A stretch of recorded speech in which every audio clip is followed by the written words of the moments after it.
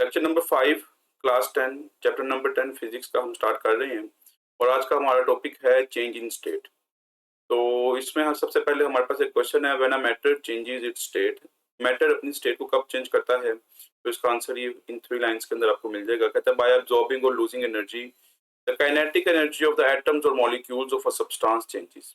जब भी कोई सब्सटेंस एनर्जी को एब्जॉर्ब करता है या लूज करता है तो उसके जो एटम्स या मॉलिक्यूल्स हैं उनकी काइनेटिक एनर्जी चेंज हो जाती है, जिसकी वजह से मैटर अपनी स्टेट को चेंज कर लेता है। Change in state of matter occurs when matter lose और एब्जॉर्ब एनर्जी। तो ये इसका रिजल्ट आ गया कि जब भी कोई मैटर एनर्जी को लूज करेगा या एब्जॉर्ब करेगा तो वो अपनी स्टेट को चेंज कर लेगा। आगे हमारे पास इसके 2-3 मेन इसमें हैं टॉपिक्स। चेंज इन स्टेट में कहता है what happens when a substance absorbs energy. जब एक सब्सटेंस एनर्जी को एब्जॉर्ब करेगा तो उसमें किस किस तरह की चेंजेस आएंगी और वो चेंजेस क्यों आएंगी। तो इसका आंसर यहाँ से लेके यहाँ तक है। कहता है when a substance absorbs energy, जब वो सब्सटेंस एनर्जी एब्जॉर्ब करेगा तो उसके एटम और मॉलिक्यूल्स की मूवमेंट में इजाफा हो जाएगा। They move more rapidly and hence need more space and separation between atoms और मॉलिक्यूल्स। तो वो मॉलिक्यूल्स सेपरेट होना शुरू हो जाएंगे। It may lead to turn a solid into liquid. जो सॉलिड है वो लिक्विड में चेंज हो जाएगा और इसको हम कहेंगे मेल्टिंग, और जो लिक्विड है वो गैस में चेंज हो जाएगा और हम इसको कहेंगे बॉइलिंग।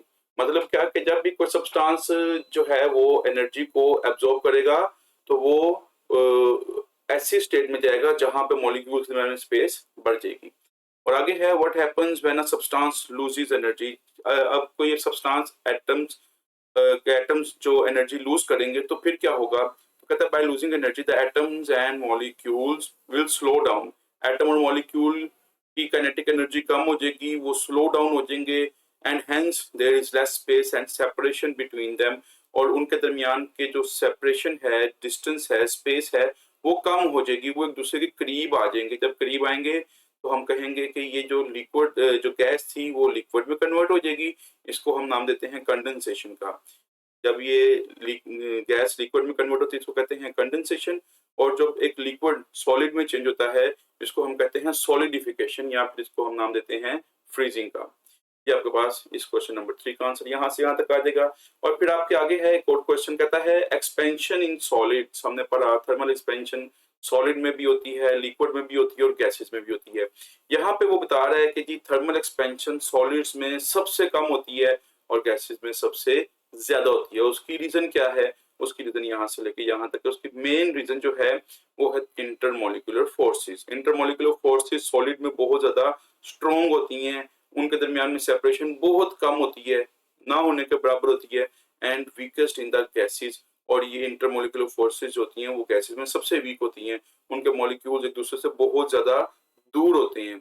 यही वजह है कि जो गैसेस होती हैं वो थर्मल एक्सपेंशन जो शो करती हैं वो सबसे ज्यादा होती है और सॉलिड्स में थर्मल एक्सपेंशन जो होती है वो सबसे लीस्ट होती है। तो ये आपका टॉपिक कंप्लीट हुआ।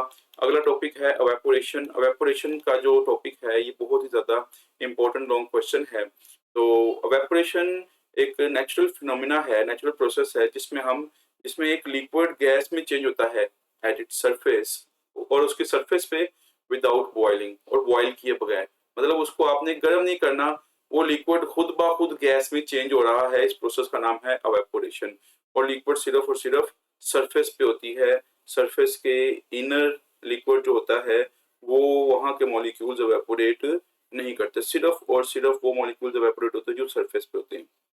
इसके बाद आपके पास हैं कुछ प्रॉपर्टीज अवेपोरेशन की। एक अवेपोरेशन एक प्रोसेस है और इसे कुछ प्रॉपर्टीज यहाँ पे मैंने लिख दी हैं शॉर्ट करके। तो ये फर्स्ट प्रॉपर्टी ये कहता है ये नेचुरल प्रोसेस है। ओके, नंबर 2 इज ये सरफेस फिनोमिना है कि ये सिर्फ सरफेस पे होगा, इनर लिक्विड में अवेपोरेशन नहीं होती। नंबर 3 कहता है it is an endothermic process. आपको याद होगा आपने 9th क्लास की केमिस्ट्री में जो है वो 2 डेफिनेशंस पढ़ी थी, endothermic processes and exothermic processes. Endothermic वो प्रोसेस होते हैं जिसमें हीट सराउंडिंग से एब्जॉर्ब होती है, और एक्सोथर्मिक वो होते हैं जिनमें हीट जो है वो सराउंडिंग में रिलीज होती है। तो ये एक एंडोथर्मिक प्रोसेस है क्योंकि ये सराउंडिंग से हीट को एब्जॉर्ब करता है।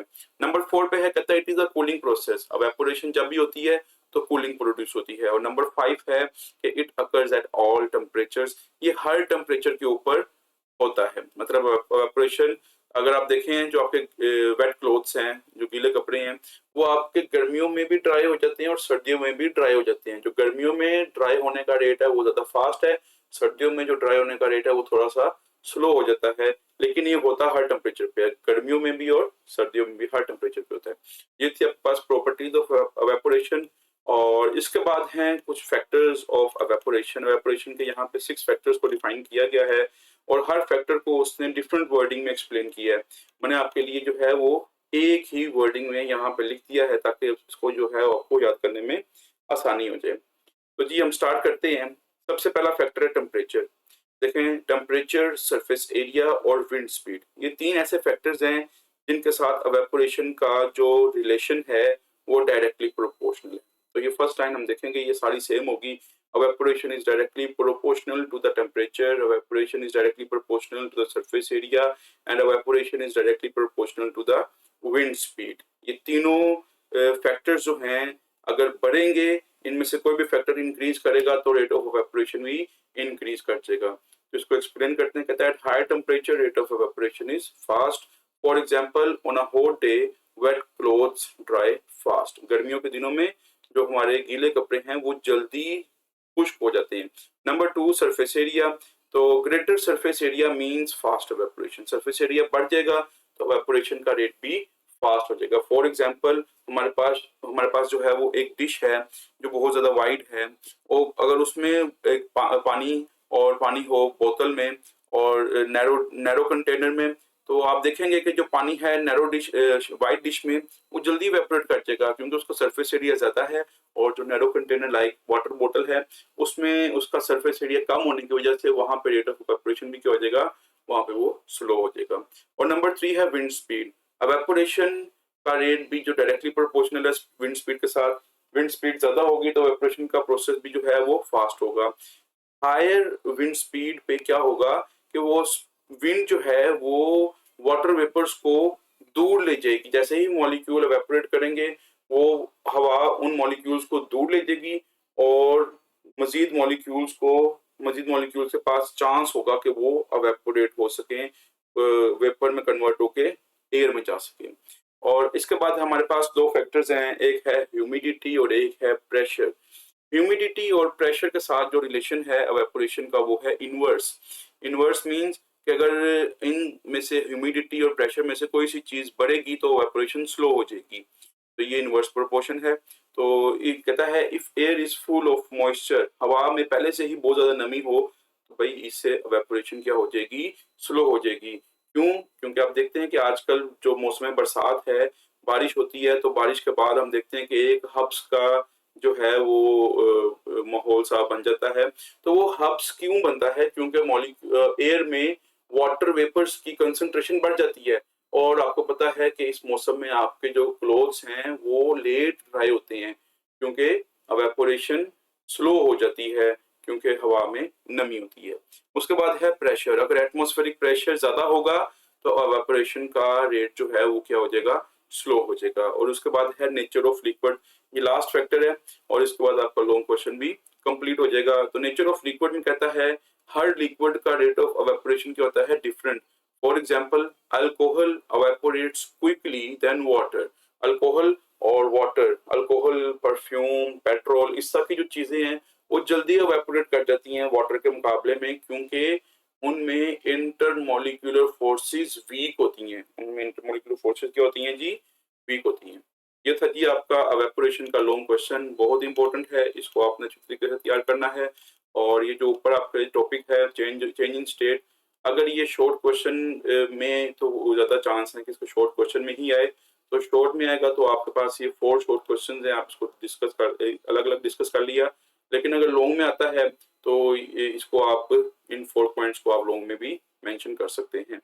इस टॉपिक से रिलेटेड अगर आपको कोई क्वेश्चन है तो आप कमेंट बॉक्स में हमसे पूछ सकते हैं। और इसके अलावा जो प्रीवियस टॉपिक्स हैं उनमें भी अगर कोई क्वेश्चन है तो आप उसमें से हमसे पूछ सकते हैं। और अगर आपको वीडियो अच्छी लगे तो इसको अपने फ्रेंड्स के साथ, अपने दोस्तों के साथ ज़रूर शेयर करें और हमारे चैनल को लाइक एंड सब्सक्राइब भी ज़रूर करें। मिलते हैं आपसे अगले लेक्चर में, तब